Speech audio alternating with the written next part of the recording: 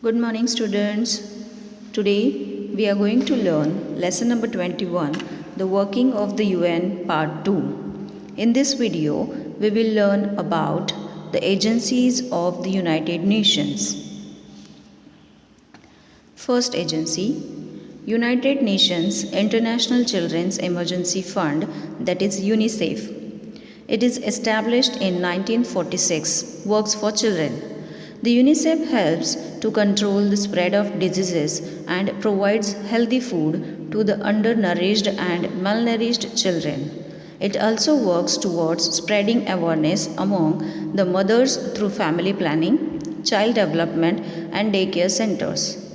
Its headquarters are in New York. In India, the daycare centers are called Anganwadis. The World Health Organization, that is WHO, established in the year 1948, works to improve the health of the people. This agency provides free medical aid and takes measures to check the spread of infectious diseases like malaria and polio. The WHO also sends trained doctors and nurses to different countries to do medical research on diseases like AIDS. Its headquarters is at Geneva. Today, diseases like smallpox have been totally eradicated from the world due to the efforts of the WHO. United Nations Educational, Scientific and Cultural Organization, that is UNESCO. It was founded in 1946. Its headquarters is at Paris. The UNESCO promotes the spread of education through fellowships and scholarships. It conducts programs in adult education. It also protects our culture and heritage by providing help in the preservation of ancient world monuments. The International Labour Organization was founded in 1919. Its headquarters are at Geneva. It was earlier an organ of the League of Nations.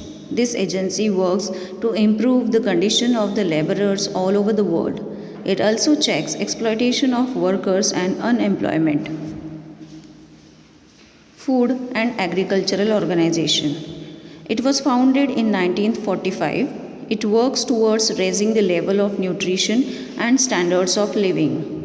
To improve agricultural productivity and fight hunger, it educates the farmers in better methods of farming and pest control. It teaches the farming community about the techniques to fight plant diseases. Food and Agricultural Organization also distributes food to countries that suffer from drought or famine. This organization has been successful in not only preventing another world war but also curbing small wars like the Iran-Iraq from gaining huge proportions. The UN also played a significant role during the Kargil war between India and Pakistan. Moreover, the UN has helped to control arms race and has prevented the issue of nuclear arms. Its agencies do important work in developing countries.